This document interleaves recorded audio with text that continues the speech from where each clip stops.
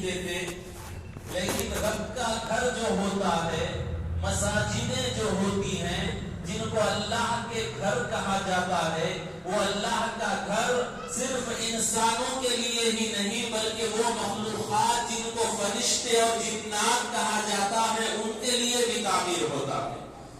اس گھر میں جس کو اللہ کا گھر کہا جاتا ہے، جب انسان اپنی عبادت کر کر چلے جاتے ہیں تو فرشتے آ کر عبادت اللہ کی کرتے ہیں، جنات آ کر اللہ کی عبادت کرتے ہیں، اور یہ گھر کسی مختص نسلوں تک نہیں بلکہ تا قیامت تک اللہ کی مخلوق اشرف المخلوقات کے لیے مختص کیا جاتا ہے۔ تا قیامت تک آنے والے ایمان والے انسانوں، جنات اور فرشتوں کے لیے یہ گھر بنایا جاتا ہے۔ تو یقیناً وہ گھر جو تا قیامت تک بنایا جائے وہ بنانے والوں کے لیے بھی مبارکباد ہوتا ہے، اور جس محلے میں بنایا جائے وہ محلے والے بھی بڑے خوش نصیب ہوتے ہیں، چونکہ جہاں پر اللہ کا گھر ہوتا ہے وہاں پر اللہ کی رحمت کا نزول ہوتا ہے۔ اور جس اللہ کے گھر سے روزانہ 5 وقت اذانیں دی جاتی ہے، اور وہ اذان کی آواز جتنی دور تک جاتی ہے وہاں سے شیاطین، بلغیات اور دیگر نحوستیں دور ہو جاتی ہیں، اور اللہ کی رحمتوں کا نزول ہوتا ہے۔ اور یہ وہ گھر ہیں جن کو ثواب جاریہ کی نیت سے بنایا جاتا ہے۔ آپ اگر غور کریں تو اپنے بچپن میں دیکھے ہوں گے کہ جتنے گھر اسی محلے کے اندر تھے، کویلو کے، ایڈبسٹاس کے یا سنگل فلور کے، لیکن اب ہم جب جوانی یا بڑھاپے ادھرپن میں دیکھتے ہیں تو کئی گھر تبدیل ہو چکے، کئی گھروں کو ڈبل فلور 4 فلور بنا دیا گیا، RCC میں تبدیل کر دیا گیا، کمپلیکسوں میں تبدیل کر دیا گیا۔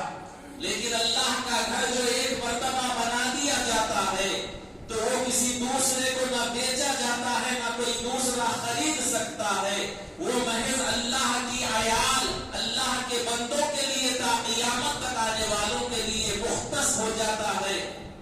اور یہی وجہ ہے کہ یہ ثواب جاریہ کا ذریعہ بنتا ہے۔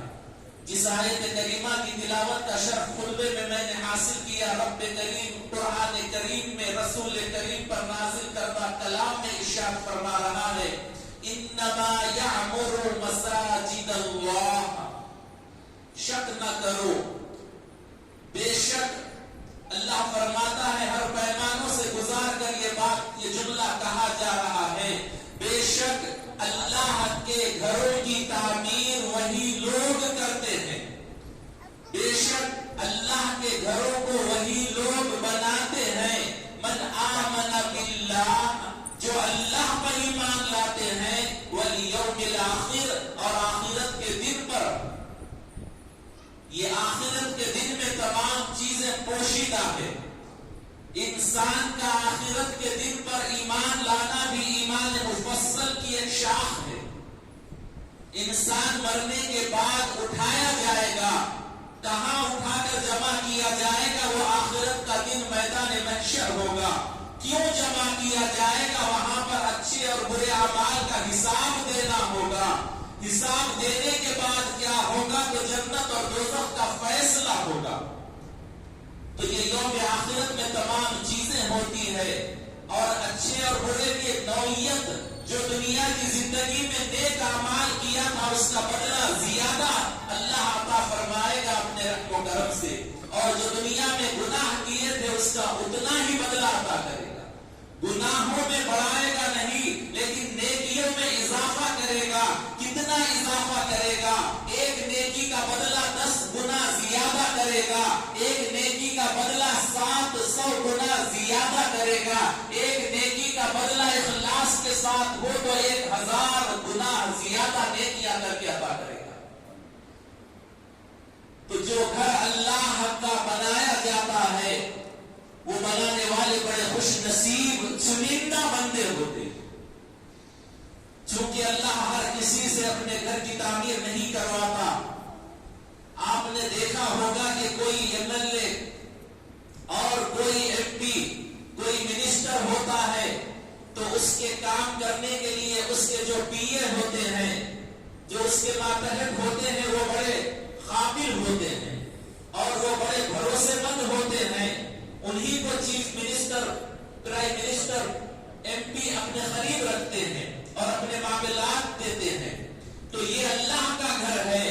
تو سوچو، اللہ اپنے گھر کی تعمیر کے لیے اپنے مخلص بندوں کو ہی قریب کرتا ہے. اپنے چنندہ، پسندیدہ اور محبوب بندوں سے ہی اللہ کے گھر کا کام لیتا ہے. جن سے اللہ رسول راضی ہوتے ہیں انہی سے اللہ رسول مساجدوں کی تعمیر کا کام لیتا ہے. چونکہ نص قرآنی میں بتایا کہ جو ایمان لاتا ہے اللہ پر اور یوم آخرت پر. اب یہ دونوں کے درمیان ایک عظیم سلسلہ بڑا ہی لمبا ہے. اللہ شروع سے ہے، آخر تک رہے گا. تو اللہ نے فرمایا جو اللہ پر ایمان لاتا ہے اور آخرت جو دنیا کے ختم ہونے والی، تو اللہ ہمیشہ شروع سے ہے اور قیامت قریب جو ختم ہونے والی ہے. تو یہ شروع اور آخر تک جو درمیان میں چیزیں ہوں گی جو اللہ پیش کرے گا، وہ تمام چیزوں کو ماننے والا بھی ہوتا ہے جو اللہ اور آخرت کو ماننے والا ہوتا ہے. چونکہ جب ہم کسی کو مانتے ہیں تو اس کی ہر چیز مانتے ہیں. ہم جب اپنے باپ کو مانتے ہیں تو باپ کے بھائی کو بھی مانتے ہیں، باپ کے باپ کو بھی مانتے ہیں، باپ کے دوست کو بھی مانتے ہیں، باپ کی بات کو بھی مانتے ہیں اور باپ کے انکار کردہ چیز کو بھی چھوڑ دیتے ہیں.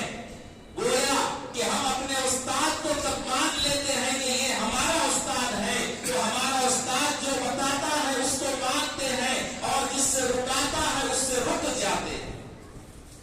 تو جب اللہ کو مانتے ہیں تو اللہ کے تمام چیزوں کو بھی مانا جاتا ہے اور آخرت کو جب مان رہے ہیں تو درمیان کے تمام چیزوں کو بھی مانا جاتا ہے.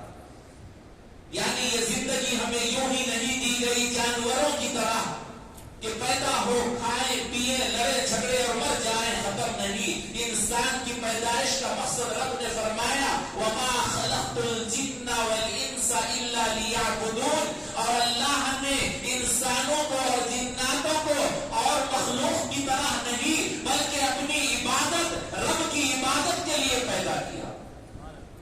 اور اللہ نے جن کو رب کی عبادت کے لیے چن لیا، ان عبادت گزاروں کے لیے اللہ کا گھر تعمیر کرنا کہ اس گھر میں اللہ کی عبادت اللہ کے گھر میں کرے، تو یہ تعمیر کرنے والے بڑے خوش نصیب ہوتے ہیں. اور یہ اللہ کے گھروں کی نظامت جو چلاتے ہیں اور اس کی جو نگرانی اور خدمت کرتے ہیں وہ بھی بڑے عظیم ہوتے ہیں.